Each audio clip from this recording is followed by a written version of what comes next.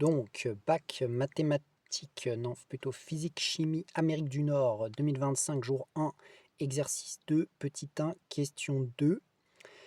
Donc, dans cet exercice qui concerne le parcours d'une voiture sur un échangeur pour accéder à une autoroute ou quelque chose comme ça. Donc, on étudie son mouvement à cette voiture. Et donc, dans cette question, avant la question, on nous donne un programme Python, voilà, que j'ai recopié partiellement ici, qui permet donc d'enregistrer les positions de la voiture, mais aussi de calculer sa vitesse et aussi son accélération. Donc on voit que dans ce programme, on peut se repérer, même si on connaît pas complètement.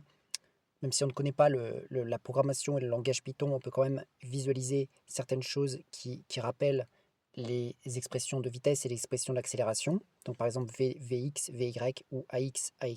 Voilà. Et donc qu'est-ce qu'on nous demande dans la question 2?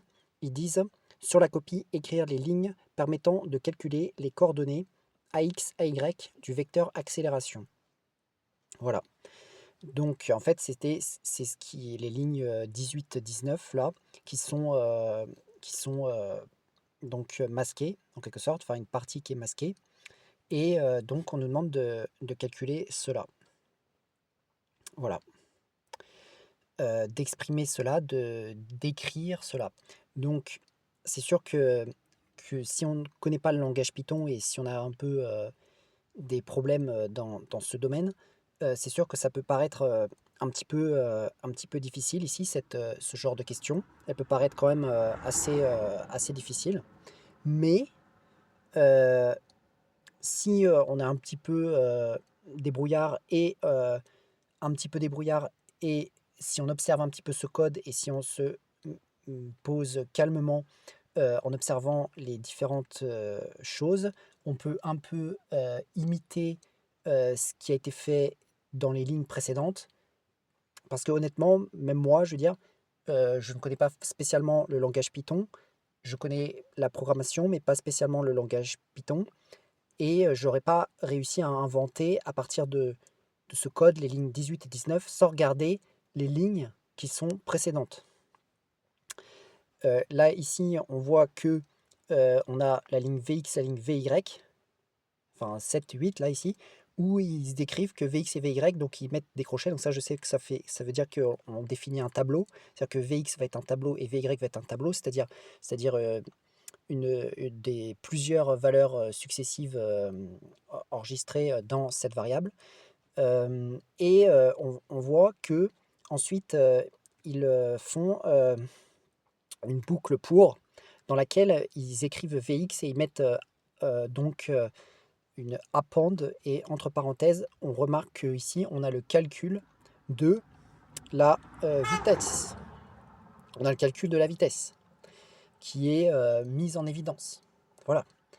Donc ça peut nous indiquer que en fait ils calculent en quelque sorte différentes vitesses pour différentes valeurs de l'indice i. Voilà. Sachant que i représente les, un indice qui nous parle des positions. X, i plus 1, ça doit être la position i plus 1, c'est-à-dire avec un i qui est compris entre 0 et L de t moins 1. Voilà. Donc, nous, on sait que on connaît quand même la formule de l'accélération, ça a déjà été vu.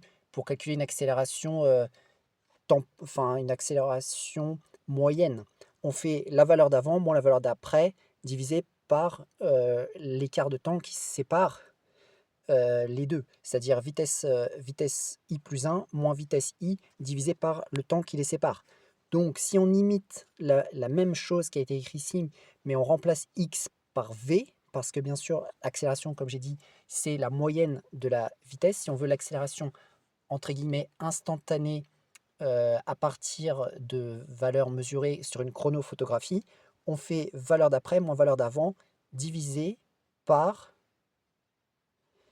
divisé par l'écart de temps qui sépare les deux vitesses. Donc si on copie, si on imagine le même principe que ce qu'il y a dans la ligne 11 et la ligne 12.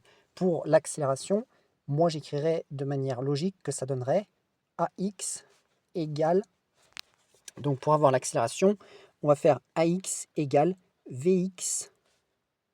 Qu'est-ce que je dis? Non, c'est pas, déjà c'est pas égal, comme on copie, c'est append, ça veut dire ça doit signifier que l'on introduit une ligne dans le tableau X, parce que je rappelle que AX également et Y ce sont des tableaux. Donc on va introduire une donnée dans le tableau, et cette donnée, qu'est-ce que ça va être? Ça va être la moyenne de la valeur de la vitesse d'avance, c'est-à-dire qu'on prend la vitesse au i plus 1, enfin i plus 1, moins la vitesse en i, voilà, et on divise par le temps qui sépare les deux vitesses. Voilà.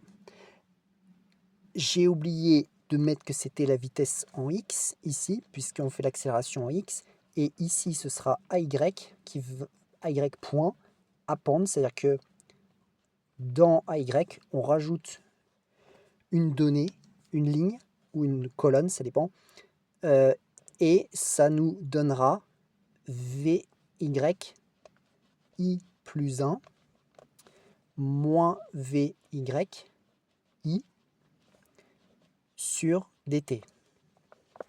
Voilà.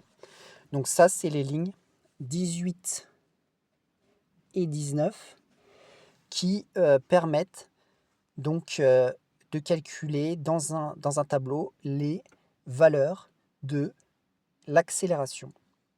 Voilà.